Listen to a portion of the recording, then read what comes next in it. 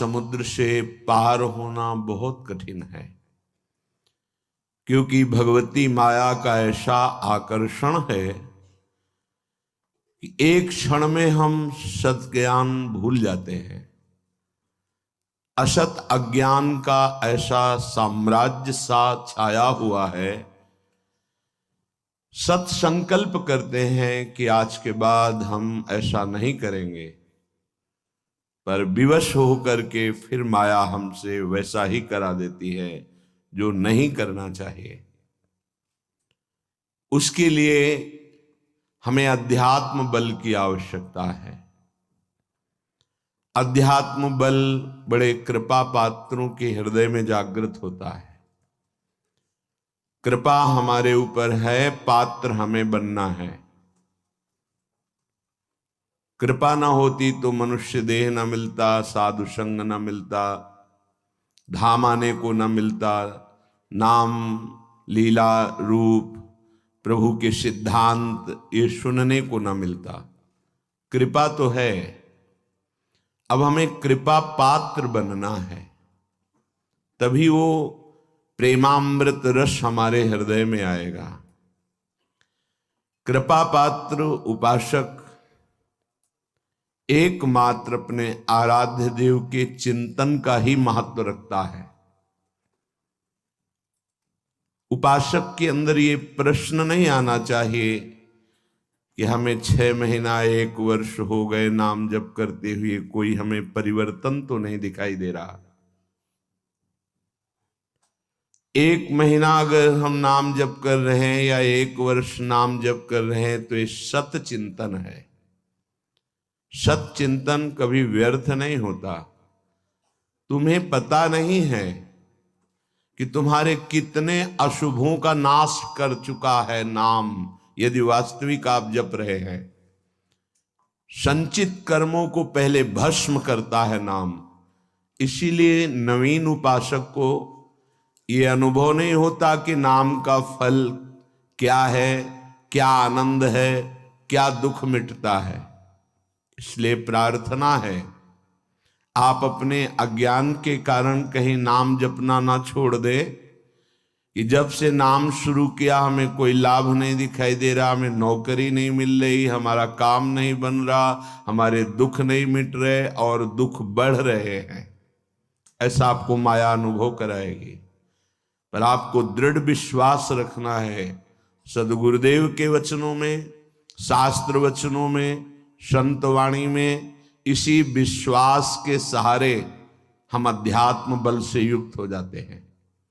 नहीं तो जब हम नाम जप करते हैं तो सबसे पहला काम नाम का होता है गोदाम में आग लगाना। जो हमारे संचित कर्मों का शुभ अशुभ गोदाम है उसको भस्म करता है। अब ये बात पता नहीं है तो वो वर्तमान में तत्काल फल देखना चाहता है कि हम नाम जप किए तो हमारी सारी कामनाओं की पूर्णता हो ही जानी चाहिए। नहीं, नाम जप का फल क्या हुआ, वो ऐसा सोचता है, पर ऐसा नहीं है। नाम जप सबसे पहले अशुभों का नाश करता है, फिर शुभ फंसाने वाले जो होते हैं वो उनका भी नाश कर देता है। इसके बाद क्रियमाण पूरा परम पवित्र करके भगवद अर्पित कराता है, प्रारब्ध भोगने की सामर्थ्य देता है। फिर आनंद का ऐसा उन्माद होता है, आनंद की ऐसी उत्तम अवस्था होती है जो वाणी से वर्णन नहीं की जा सकती। आप धैर्यवान बने, उत्साह पूर्वक नाम का जप, नाम का कीर्तन, नाम का चिंतन करें, परिणाम बहुत मंगलमय होगा। थोड़ा धीरज रखें, थोड़ा विश्वास करें। न एक एक नाम आपको उठा रहा है, अभी आपको समझ में नहीं आएगा। जब आपके पाप नष्ट हो जाएंगे, हृदय निर्मल होने लगेगा, तब आपको समझ में आएगा। मेरा मन प्रियाजू की कृपा से इस प्रेम रस में आविष्ट हो गया है। अब मेरे लिए वृंदावन से उत्तम कोई नहीं, क्योंकि वृंदावन ने मुझे प्रियाजू प्रदान किया, प्रियाजू के चरणों का प्रेम प्रदान किया, राधा नाम प्रदान किया।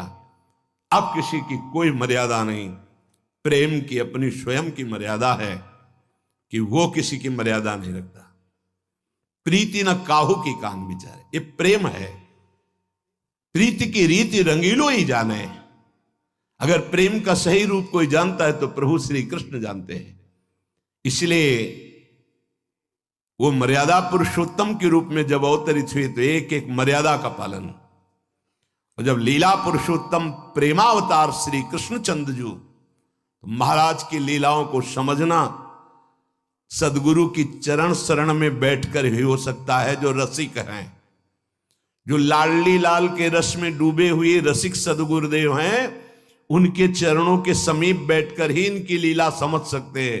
नहीं, इनकी लीला बड़े बड़े मुनियों के लिए भी अगोचर ही है। न देवैर ब्रह्मादेर न खलु हरि भक्तेर न सुहृदा, ये स्वयं बाके हैं, इनकी लीला भी बाकी है। ये बाके की बाकी लीला को जिसका कहीं कुछ बाकी नहीं रह गया वही समझ सकता है। कोई भी चाह, कोई भी लालसा यदि बाकी है तो बाके की लीला को नहीं समझ सकता। जिसका हृदय समस्त कामनाओं से, इच्छाओं से रहित हो चुका है और प्रेम रस का रसिक हो गया है, वो इनकी लीलाओं को जानता है।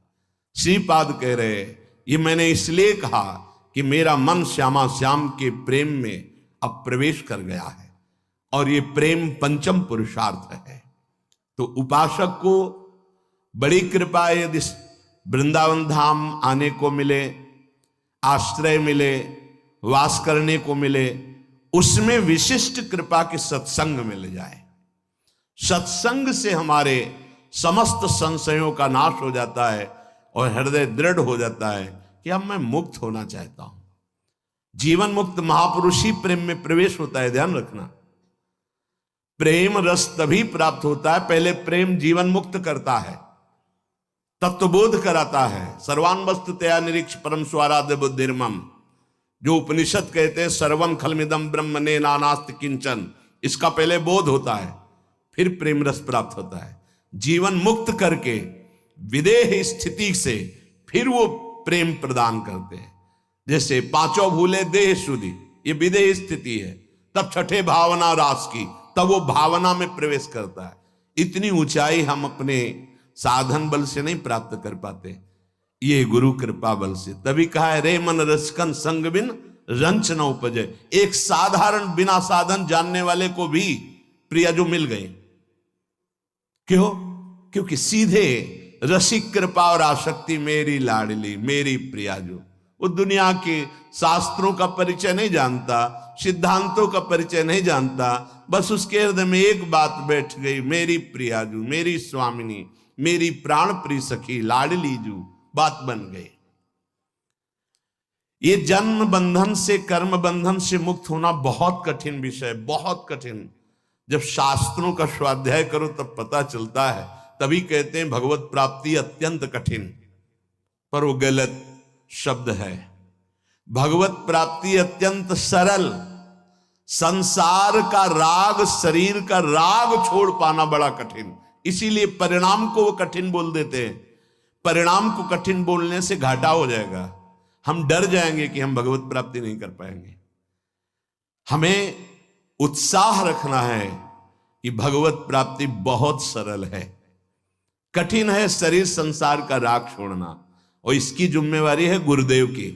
बस आप उनके कथनानुसार चले तो शरीर और संसार के राग का नाश हो जाएगा। परमार्थ का स्वरूप कल के सत्संग में वर्णन किया गया कि उपासक चाहे वो गृहस्थ हो या विरक्त, यदि इस मार्ग में उन्नति प्राप्त करना चाहता है तो किसी के स्वभाव या कर्म की ना तो प्रशंसा करे और ना निंदा करे। क्यों? जब वो गलत कर रहा है तो हम निंदा क्यों ना करें? तुम क्रिया को देख रहे हो लेकिन पावर को नहीं देख रहे। पावर गोविंद है उसमें, सामर्थ्य गोविंद है उसमें। उपासक उपास्य देव को देखता है, क्रियाओं को नहीं देखता। बोले नहीं, बहुत गंदा आदमी, उससे हम भगवान कैसे मान सकते हैं? तो गंदा उसकी क्रिया को लेकर के है, लेकिन परम कारण तत्व जो बैठा है वो निर्विकार, चेतन, अमल, सहज सुख राशि, उसको क्यों नहीं देखा? तुम क्रिया देखने वाले संसारी नहीं हो, तुम तत्व का दर्शन करने वाले भगवत भक्त हो, उपासक हो, जिज्ञासु हो। जैसे है हम छाया को देखकर, कल ध्यान कीजिए सत्संग का, छाया को देखकर भ्रम हो जाता है कोई है क्या, ठूंठ को देखकर भ्रम हो जाता है भूत है क्या, रस्सी या टायर को देखकर हमें भ्रम हो जाता है ये सर्प है क्या, पर वहां कुछ नहीं होता। वो ठूंठ है, वो रस्सी है, वो आपकी छाया है। ठीक ऐसे ही पूरे संसार में आपके सिवा कुछ नहीं है। सच्ची माने आपको भ्रम होगा, कैसे ऐसे हो सकता है? जैसे स्वप्न में आपके मन के सिवा कुछ नहीं था, तो उसमें दुश्मन भी थे, मित्र भी थे, भोग भी था, ना जाने क्या क्या था, पर जब जगे तभी वो झूठा समझ में आया ना। स्वप्न में तो आपको सब सत्य लग रहा था, ऐसे ही अज्ञान से युक्त होने के कारण आपको ये नानात्व तो सत्य लग रहा है। स्त्री पुरुष, अच्छा बुरा, नीच उत्तम मध्यम, ये आपको लग रहा है। श्री भगवान कह रहे हैं बहुत गूढ़ प्रसंग है। अगर आज का प्रसंग समझ लेंगे तो प्रियाजू के चरणों में लिपट जाएंगे कि मेरे बस की बात नहीं। ध्यान से सुनिएगा। आत्मैव तदिदं विश्वम सृज्यते सृजति प्रभु। बहुत सुंदर विषय। भगवान ने अपने आप से अपने आप का सृजन किया है, दूसरा कुछ नहीं। आत्मैव तदिदं विश्वम सृज्यते सृजति प्रभु त्रायते त्राति विश्वात्मा ह्रियते हरितीश्वरः। उसने अपने आप से अपने आप को बनाया। त्रायते त्राति विश्वात्मा ह्रियते हरितीश्वरः, और अपने आप से अपने आप की रक्षा की, पालन किया। और फिर ह्रियते हरितीश्वरः, फिर अपने आप से अपना संहार किया। यह है सत्य विषय।